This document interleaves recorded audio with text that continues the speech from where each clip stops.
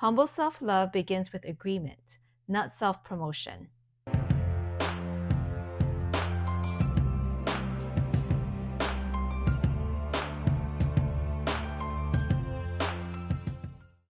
Hi everyone, welcome back to Heal and Bloom.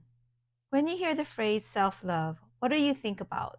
Do you wonder, does it mean I'm being selfish? Is this pride? Does God really want me focusing on myself? Today, I want to walk you through biblical and humble ways to love yourself. Ways that don't elevate you above God or others, but actually draw you closer to Him. Let's begin.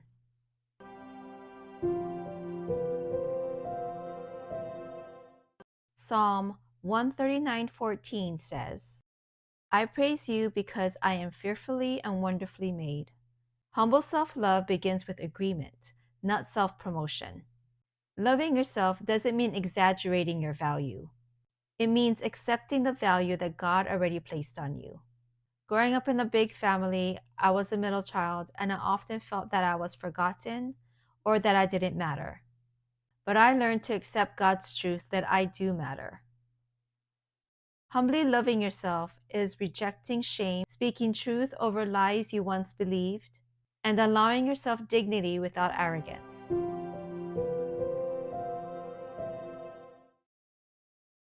Jesus said in Mark 12:31, love your neighbor as yourself.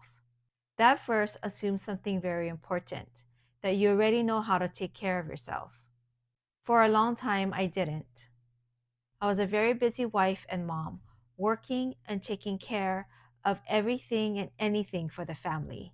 I had little to no time to rest, and I was emotionally, mentally, and physically drained.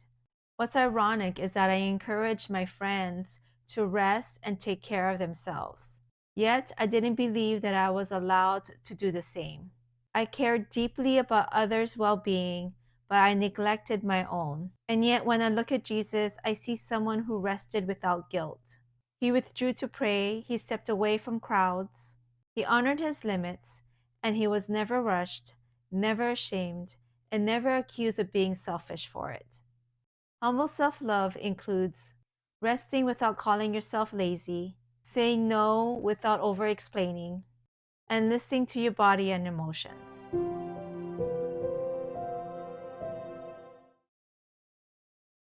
Proverbs 4:23 says, above all else, guard your heart, for everything you do flows from it. Boundaries aren't about control, they're about care. When I established boundaries around my husband, it was to protect myself from more pain. The boundaries revealed the truth about my marriage, and it made it very clear where I stood in my husband's eyes. What I hoped to bring healing instead revealed what was already broken. Humbly loving yourself means recognizing that not everyone gets the same access to you. Protecting your heart allows you to love better. Boundaries keep resentment from growing. Remember that boundaries are not walls. They are doors with wisdom.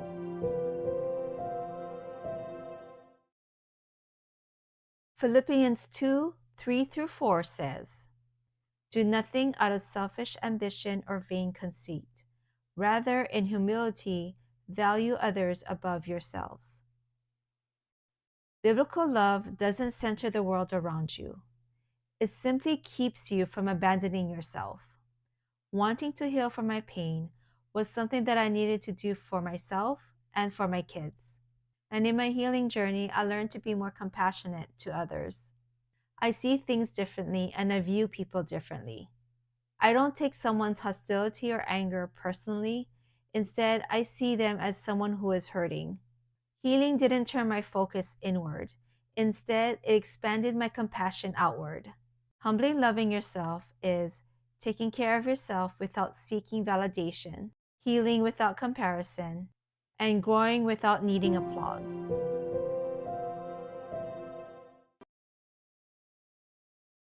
1 Corinthians 6:19-20 reminds us, your body is a temple of the Holy Spirit, therefore honor God. Self-centeredness asks, what can I get? Biblical self-love asks, how can I care for what God gave me? When you love yourself God's way, You show up healthier for your children. You love others without resentment. And you serve from fullness, not depletion.